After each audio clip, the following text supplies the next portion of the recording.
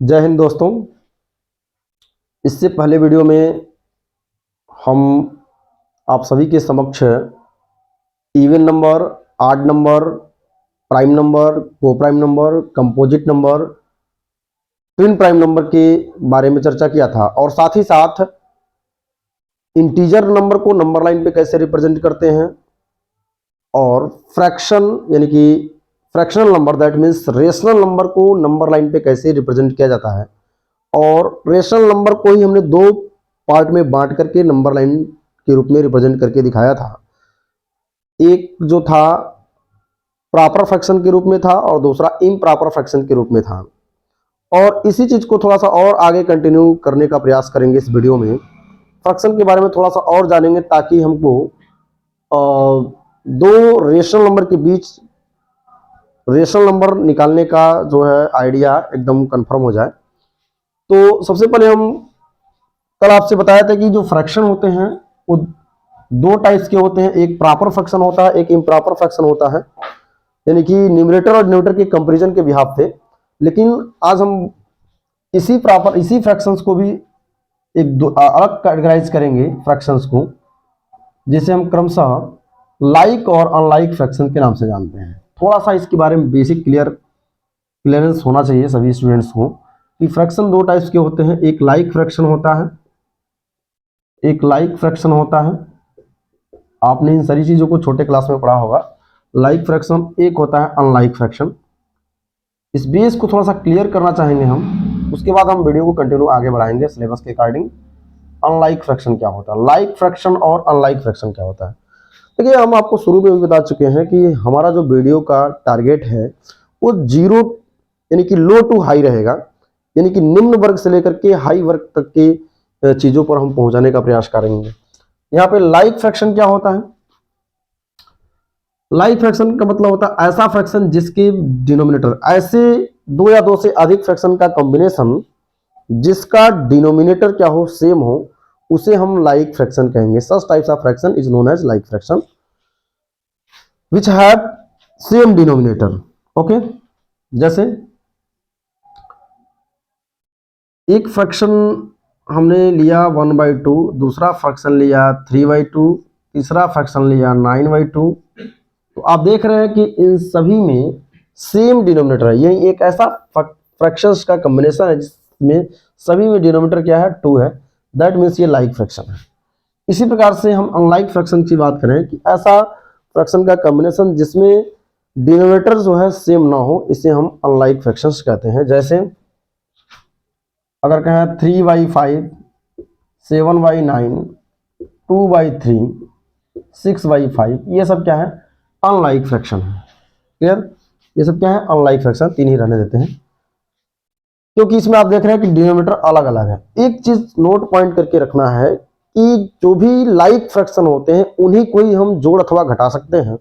Unlike fraction को जोड़ अथवा घटा नहीं सकते हैं, क्योंकि अनलाइक फ्रैक्शन को जब हम जोड़ या घटाव की प्रक्रिया करते हैं तो सबसे पहले अनलाइक फ्रैक्शन को हम लाइक फ्रैक्शन में कन्वर्ट करते हैं with the help of LCM method से। एलसीएम लेकर के क्या करते हैं, सबसे पहले उसको हम लाइक फ्रैक्शन बनाते हैं। कैसे बनाते हैं जरा देखेंगे, थोड़ा सा समझने का प्रयास करेंगे। जैसे आपसे कहें कि बताइए कि 1/2 में अगर हम 3/2 को ऐड करें तो कितना आएगा, तो आप देख रहे हैं कि दोनों ही यहाँ पे फ्रैक्शन में डिनोमिनेटर सेम है, अर्थात ये लाइक फ्रैक्शन है। तो हम करते क्या है कि न्यूमरेटर को आपस में ऐड कर देते हैं और एक डिनोमिनेटर लिखा जाता है, यानी कि 4/2 हो गया। दैट मीन्स 1/2 हो गया। लेकिन आपसे अगर हम कहें कि 3/5 को ऐड करिए 2/3 में, तो आप सबसे पहले देखेंगे इसका डिनोमिनेटर तो सेम ही नहीं है। भाई, जब डिनोमिनेटर सेम नहीं है अर्थात ये लाइक फ्रैक्शन नहीं है, तो हमें तो सबसे पहले काम करना होगा कि इसको लाइक फ्रैक्शन में कन्वर्ट करें। तो देखिए, लाइक फ्रैक्शन में कन्वर्ट करने का सबसे आसान तरीका क्या होता है कि इन दोनों का एलसीएम ले लेते हैं। 5 और 3 का क्या होता है, एलसीएम लेते हैं। तो 5 और 3 का एलसीएम कितना होगा, 15 आएगा। तो इसको 15 को हम क्या करते हैं, न्यूमरेटर को हम 15 बनाने का प्रयास करते हैं। अब देखिए, हमारा जो एलसीएम आया 15 आया, इसका मतलब इसका भी न्यूमरेटर 15 होना चाहिए, इसका भी सॉरी डिनोमिनेटर 15 होना चाहिए, इसका भी डिनोमिनेटर क्या होना चाहिए, 15 होना चाहिए। तब जाके हमारा फ्रैक्शन क्या बनेगा, लाइक बनेगा। तो वही काम करते हैं। तो सबसे पहला स्टेप में इसमें क्या करते हैं कि एलसीएम लेते हैं। एलसीएम ऑफ 5 एंड 3, 5 और 3 का एलसीएम कितना होता है, 15 होता है। अब हमारा दूसरा स्टेप में क्या होता है, इन 15 इन दोनों डिनोमिनेटर को क्या बनाते हैं, 15 बनाते हैं। जैसे अगर मान लीजिए हम इस वाले को 15 बनाते हैं डिनोमिनेटर, तो इसका मतलब आप इसमें 15 बनाने के लिए इसमें आपने किससे मल्टीप्लाई किया, 3 से मल्टीप्लाई किया। तो जब 3 से मल्टीप्लाई आप न्यूमरेटर में किए, डिनोमिनेटर में किए, तो न्यूमरेटर में भी आपको कितना मल्टीप्लाई करना पड़ेगा, 3 से मल्टीप्लाई करना पड़ेगा। तो बताइए 3 3 जा 9 हो जाएगा, 9 में 15 हो गया। अब इसको 15 बनाना है तो क्या करना पड़ेगा, 5 से मल्टीप्लाई करना पड़ेगा। इसमें भी क्या करना पड़ेगा, 5 से मल्टीप्लाई करना पड़ेगा। ये बन जाएगा 2 5 या 10 अपॉन 15। तो अब बताइए ये दोनों फ्रैक्शन क्या हो गया, लाइक फ्रैक्शन हो गया कि नहीं हो गया, ये दोनों ही फ्रैक्शन अब लाइक फ्रैक्शन होगा। अब हम क्या करते हैं, इसको आसानी से जोड़े अथवा घटा सकते हैं। तो देखिए 9/10 अपन क्या हो गया, 15 हो गया। 9/10 अपन क्या हो गया, 15 हो गया, अर्थात ये 19/15 हो गया। अब इसको हम ऐड अथवा जोड़ अथवा घटा सकते हैं। क्लियर है। तो उम्मीद करूंगा कि ये लाइक फ्रैक्शन और अनलाइक फ्रैक्शन का कंसेप्ट समझ में आ गया होगा। इसी तरह से आपने छोटे क्लास में पढ़ा होगा कि कैसे हम कंपैरिजन करते हैं, इसको असेंडिंग ऑर्डर और डिसेंडिंग ऑर्डर में कैसे लिखते हैं। डिफरेंट टाइप्स के आपके फ्रैक्शन दे रखे होते हैं, तो आप उसको डिसेंडिंग या असेंडिंग ऑर्डर में लिखते हैं। तो आप सबसे पहले यही काम करते हैं। जैसे मान लीजिए एक फ्रैक्शन हम दे दिया 1/2, एक फ्रैक्शन दे दिया 2/2 दे दिया, एक फ्रैक्शन दे दिया 3/2 दे दिया, एक फ्रैक्शन 5/2 दे दिया, एक फ्रैक्शन 4/2 दे दिया, या 6/2 दे दिया, एक फ्रैक्शन 9/2 दे दिया। इस तरह का बहुत सारा फ्रैक्शन दे दिया गया है। ये इस एग्जांपल्स को छोड़िए, दूसरा एग्जांपल लेते हैं। जैसे एक फ्रैक्शन दे दिया 9/2, एक फ्रैक्शन दे दिया 1/2, एक फ्रैक्शन दे दिया 3/2, एक फ्रैक्शन दे दिया 8/2, एक फ्रैक्शन दे दिया 5/2। इसको अगर आपको असेंडिंग और डिसेंडिंग ऑर्डर में लिखना होगा तो बड़े आसानी से लिख सकते थे, क्योंकि आप देख रहे हैं कि इन सभी में डिनोमिनेटर क्या है, सेम है। अर्थात these fractions are said to be in like fraction. क्योंकि ये फ्रैक्शन का डिनोमिनेटर अगर सेम है तो इसको हम लाइक फ्रैक्शन कहेंगे। और लाइक फ्रैक्शन का कंपैरिजन करना आसान होता है। देखिए सबसे छोटा फ्रैक्शन की बात करें तो आप देखेंगे सबसे लाइक फ्रैक्शन में अगर सारे फ्रैक्शन लाइक हैं तो सबसे छोटा फ्रैक्शन वही होगा जिसका न्यूमरेटर सबसे छोटा होगा। इसको अगर असेंडिंग ऑर्डर में आप लिखते हैं तो यहाँ पे असेंडिंग ऑर्डर में सबसे पहले आप 1/2 लिखेंगे, उसके बाद 3/2 लिखेंगे, उसके बाद 5/2 लिखेंगे, उसके बाद 8/2 लिखेंगे, उसके बाद 9/2 लिखेंगे। यहाँ तक सब चीजें समझ में आ रही है। लेकिन इसी फ्रैक्शन को अगर हम अनलाइक फ्रैक्शन के रूप में लिख दें तो सबसे पहले आप उसको क्या करेंगे, सबसे पहले आप उसको लाइक फ्रैक्शन के रूप में कन्वर्ट करेंगे, तत्पश्चात उसको हम असेंडिंग या डिसेंडिंग ऑर्डर में रिप्रेजेंट करेंगे। जैसे एक एग्जांपल स्वरूप मैं यहाँ पे चर्चा कर रहा हूं कि अगर एक फ्रैक्शन है 1/2, दूसरा फ्रैक्शन है 3/5, तीसरा फ्रैक्शन है 9/4, चौथा फ्रैक्शन है 6/5 या 6/11, इस तरह का कोई और छोटा सा मैं डिजिट लेता हूं 6 मान लेते हैं 3 हो गया। इस फ्रैक्शन को आपको असेंडिंग या डिसेंडिंग ऑर्डर में लिखना होगा। तो सबसे आसान काम क्या होगा, सबसे पहले तो आप तो है इसको अगर ऐसे औचक देखें तो इसको हम नहीं बता सकते हैं अचानक में कि कौन छोटा होगा कौन बड़ा होगा। तो इसके लिए हम करते क्या है कि सारे डिनोमिनेटर जो है इसको एलसीएम ले लेते हैं। एलसीएम एक ऐसा लोवेस्ट कॉमन फैक्टर है जिसमें कैलकुलेशन जो है थोड़ा सा आसान हो जाता है। हालांकि हम इसको कई सारे मेथड से भी कर सकते हैं, लेकिन सबसे आसान तरीका होता है इसका एलसीएम ले लीजिए। एलसीएम कितना होगा, 2 5 4 3 का एलसीएम कितना होगा। तो आप अगर एलसीएम निकालना जानते हैं तो अच्छी बात है। देखिए एलसीएम निकालने के बहुत सारे तरीके होते हैं, हम 60 तरीका बताते हैं। कि यहाँ पे आप न्यूमरेटर देख रहे हैं सबसे बड़ा है, तो सबसे बड़े डिनोमिनेटर को क्या करते हैं, मल्टीपल करते हुए चले जाते हैं, मल्टीप्लाई करते हुए चले जाते हैं, यानी कि इसके फैक्टर करते हुए चले जाते हैं। देखिए 5 1 जा 5, तो देखिए 5 1 जा 5 में आप देख रहे हैं कि ना 5 2 से कटेगा ना 4 से कटेगा। तो एक टाइम और टेबल पढ़ते हैं तो 5 2 जा 10, 10 बताइए 2 से कटेगा, कट जाएगा, लेकिन 4 से नहीं कटेगा, यानी कि सभी से कटना चाहिए। 5 3 जा 15 नहीं कटेगा, 5 4 जा 20 कट जाएगा, नहीं कटेगा, यानी कि सभी से कटना चाहिए। इस प्रकार से आप देखेंगे कि 5 का कितनी बार टेबल पढ़ा जाए कि जो है ये 2 4 और 3 तीनों से अलग अलग डिवाइड हो जाए। तो आप देखेंगे तो आपको पता चलेगा कि इसको कितनी बार हम टेबल पढ़े कि ये जो है तीनों ही संख्या से डिवाइड कर जाए। अगर जिस टाइम्स में वो टेबल पढ़ने पे कट जाता है दैट मीन्स वही हमारा क्या हो जाएगा, एलसीएम हो जाएगा। तो आप चेक करिए जरा, बताइए कि कितने टाइम से 5 9 जा 45, 5 10 जा 50, बताइए कितने टाइम से कट जाएगा ये 5 का कितनी बार हम टेबल पढ़े कि ये कट जाएगा, बताइए आप लोग। इस प्रकार देखिए तो 5 का टेबल अगर 12 टाइम्स पढ़ते हैं, 12 टाइम पढ़ते हैं तो आपका आंसर आएगा 60, 12 5 जा 60। तो आप देखेंगे 60 से चेक करिए, 60 जो है 2 से भी डिवाइड हो जाएगा, 5 से भी डिवाइड हो जाएगा, 4 से भी डिवाइड हो जाएगा, 3 से भी डिवाइड हो जाएगा। यानी वह छोटी सी छोटी संख्या जो इनमें उपस्थित सभी संख्याओं से डिवाइड हो जाए, वही उसका रिक्वायर्ड एलसीएम कहलाता है। अर्थात 60 क्या हो जाएगा, इसका रिक्वायर्ड एलसीएम कहलाएगा। यानी कि एलसीएम ऑफ 2, 5, 4, 3 क्या हो जाएगा, 60 हो जाएगा। अब देखिए, अब हमारा टारगेट क्या हो गया कि सभी को लाइक फ्रैक्शन बनाने के लिए सभी के डिनोमिनेटर को हमें 60 के इक्विवेलेंट रखना पड़ेगा, 60 के बराबर करना पड़ेगा। तो बताइए, अगर हम कहें कि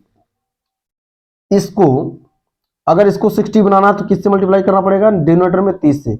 अगर आप डिनोमिनेटर में 30 से मल्टीप्लाई करते हैं और मल्टीप्लाई करके छोड़ देते हैं, तो जाहिर सी बात है इसका जो न्यूमेरिक वैल्यू होगा वो पहले के अपेक्षा चेंज हो जाएगा। इसलिए हम अगर डिनोमिनेटर में 30 से मल्टीप्लाई कर रहे हैं तो जाहिर सी बात है कि आपको न्यूमरेटर में भी 30 से मल्टीप्लाई करना पड़ेगा, इक्विवेलेंट फ्रैक्शन बनाना पड़ेगा।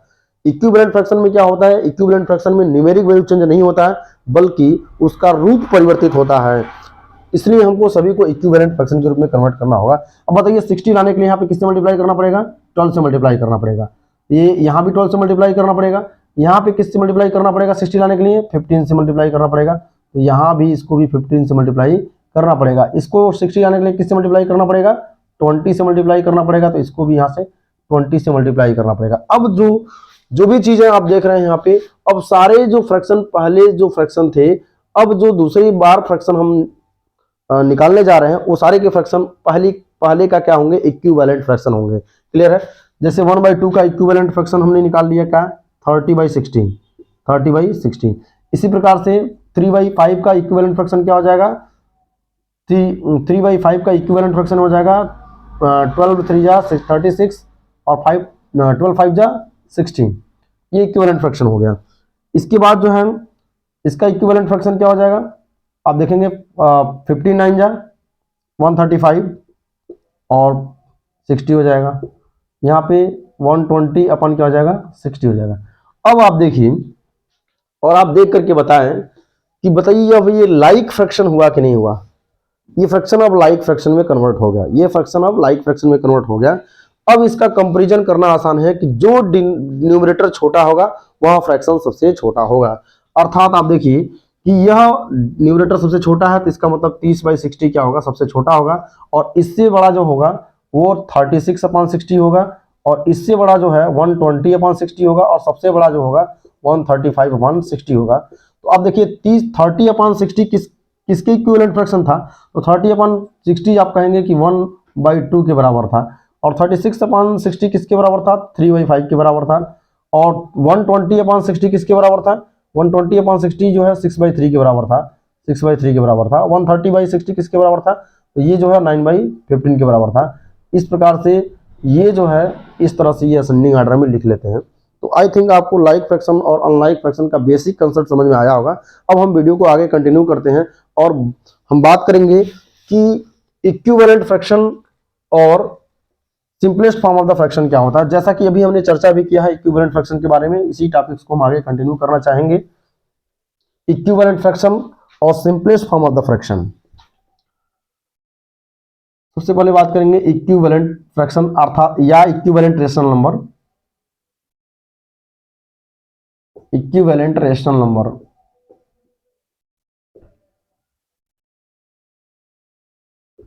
इक्विवेलेंट रेशनल नंबर क्या है, इक्विवेलेंट रेशनल नंबर जो है एक ऐसा रेशनल नंबर होता है जिसका रिप्रेजेंटेशन यूनिक नहीं होता है, जिसका रिप्रेजेंटेशन यूनिक नहीं होता है। कहने का मतलब यह है कि अगर हम कहें कि 1/2 एक फ्रैक्शन है लेकिन इसको हम कई रूप में रिप्रेजेंट कर सकते हैं, मतलब इसका रिप्रेजेंटेशन जो है यूनिक नहीं है, एक रिप्रेजेंटेशन नहीं है, इसको कई रूपों में रिप्रेजेंट किया जा सकता है।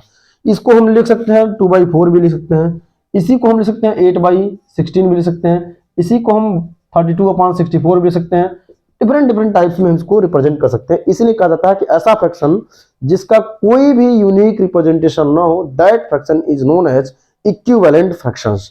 और इसी का जस्ट अपोजिट जो होता है, अच्छा देखिए इससे पहले हम जो है बात कर रहे हैं कि किसी भी फ्रैक्शन को या किसी भी रेशनल नंबर का इक्विवेलेंट रेशनल नंबर निकालना हो तो किस प्रकार से निकालते हैं। देखिए अगर हम कहें कि एक फ्रैक्शन है 2/5, 2/5 का हम मान लीजिए 10 या 4 इक्विवेलेंट फ्रैक्शन निकालना चाहते हैं तो इसके लिए क्या करना पड़ेगा आपको कि क्रमशः इसके जो मल्टीप्लायर फैक्टर है, यानी कि जो टेबल्स हैं उसको टेबल को आप पढ़ते जाइए।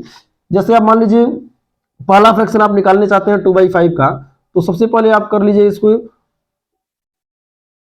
डिनोमिनेटर में 2 से मल्टीप्लाई करिए, तो न्यूमरेटर में भी 2 से मल्टीप्लाई करना पड़ेगा, तो बनेगा आपका 2/2 जा 4 क्या बन जाएगा 10। इस प्रकार से दूसरा इक्विवेलेंट फ्रैक्शन आप निकालना चाहते हैं, इसका तो क्या करना पड़ेगा 3 से ऊपर नीचे मल्टीप्लाई कर लीजिए। 3 से ऊपर नीचे मल्टीप्लाई करेंगे तो क्या हो जाएगा 6/15। और ये देखिए पहला इक्विवेलेंट फ्रैक्शन आपका मिल गया 4/10, दूसरा मिल गया आपका कितना 6/15। तीसरा इसी तरह से निकालना हो तो आपको क्या करना पड़ेगा 2/5 में इसके नेक्स्ट नंबर से आपको मल्टीप्लाई कर दीजिए 2 × 4/5 × 4, यानी कि 2 4 जा 8, 5 4 जा 80। इस प्रकार से आप इनफाइनाइट इक्विवेलेंट फ्रैक्शन निकाल सकते हैं। यानी कि एक रिजल्ट आपको यहाँ पे देखने के बाद किसी भी रेशनल नंबर के इनफाइनाइट इक्विवेलेंट फ्रैक्शन हो सकते हैं। क्लियर है? आई थिंक इसको आपको समझ में आ गया होगा। इसी का जस्ट अपोजिट जो होता है simplest form of the fraction होता है। सिंपलेस्ट फॉर्म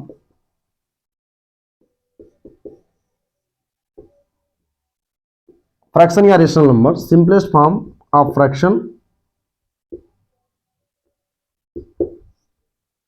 और रेशनल नंबर एक ही बात हुआ, क्योंकि कल ही आपको बताया था कि रेशनल नंबर और फ्रैक्शन दोनों एक ही चीज होते हैं। प्रत्येक फ्रैक्शन एक रेशनल होता है, लेकिन प्रत्येक रेशनल एक फ्रैक्शन नहीं होता है, क्योंकि रेशनल पॉजिटिव भी होता है और नेगेटिव भी होता है। ध्यान दीजिए। अब सिंपलेस्ट फॉर्म फ्रैक्शन क्या होता है या simplest form of rational number क्या होता है? ऐसा रेशनल नंबर जिसका एक यूनिक रिप्रेजेंटेशन होता है। दैट मीन्स अगर हम दूसरी लैंग्वेज में बात करें कि ऐसा रेशनल नंबर जिसमें जिसकी न्यूमरेटर और डिनोमिनेटर में 1 के अलावा और कोई कॉमन फैक्टर देखने को न मिले, that fraction is are said to be in simplest form. That fraction are said to be in simplest form. जैसे अगर हम कहें 1/2, अब बताइए 1/2 में 1 का फैक्टर क्या होगा 1 × 1 होगा, और 2 का फैक्टर क्या होगा 1 × 2 होगा। तो बताइए 1 के अलावा और कोई कॉमन फैक्टर है? नहीं है, अर्थात 1/2 को हम सिंपलेस्ट फॉर्म में कहेंगे। 1/2 एक ऐसा रेशनल नंबर है जो अपने सिंपलेस्ट फॉर्म में है और इससे छोटा इसको नहीं किया जा सकता है। अगर आप दूसरी लैंग्वेज में कहें कि ऐसा फ्रैक्शन जिसके न्यूमरेटर और डिनोमिनेटर का जो HCF होता है वह 1 होता है, उसे हम क्या बोलते हैं सिंपलेस्ट फॉर्म में कहेंगे। ठीक ना? जैसे अगर कहें 3/5 को जरा फैक्टर करिए 1 × 3 और 1 × 5, इसके अलावा कोई फैक्टर ही नहीं होगा, ये हो जाएगा 3/5। सॉरी, ये देखिए 1 के अलावा कोई कॉमन फैक्टर नहीं है, इसलिए इसको हम बोलते हैं सिंपलेस्ट फॉर्म में। क्लियर है? इसी का जस्ट अपोजिट आपका इक्विवेलेंट फ्रैक्शन होता है। जो सिंपलेस्ट फॉर्म में ना हो उसे इक्विवेलेंट फ्रैक्शन कहते हैं। इस इक्विवेलेंट फ्रैक्शन में खासियत क्या है कि इसमें 1 के अलावा जो है कम से कम एक कॉमन फैक्टर और देखने को मिलेगा। यानी कि ऐसा जो रेशनल नंबर होगा जिसके न्यूमरेटर और डिनोमिनेटर के फैक्टर करें तो 1 के अलावा कम से कम एक और कॉमन फैक्टर देखने को मिलेगा। इसलिए इस इक्विवेलेंट रेशनल नंबर को हम क्या बोलते हैं इस रेशनल नंबर को इक्विवेलेंट रेशनल नंबर का। जैसे एग्जांपल के रूप में देखिए 4/10 है, तो 4/4 का आप फैक्टर करेंगे तो 1 × 2 × 2 आएगा। अब 10 का फैक्टर करें तो 1 × 2 × 5 आएगा। तो बताइए 1 के अलावा कम से कम एक और फैक्टर है जो कि 2 भी कॉमन है। इसलिए इस फ्रैक्शन को या इस रेशनल नंबर को हम इक्विवेलेंट फ्रैक्शन या इक्विवेलेंट रेशनल नंबर के नाम से जानते हैं। क्लियर है? तो उम्मीद करता हूं कि आज के इस वीडियो के जितने भी टॉपिक्स आपसे चर्चा की गई है आप सभी को बहुत ही बेहतरीन ढंग से समझ में आया होगा। तो चलिए ठीक है, बंद करते हैं आज की इस वीडियो को और समाप्त करते हैं, फिर आगे कल कंटिन्यू करेंगे। तब तक के लिए धन्यवाद। जय हिंद।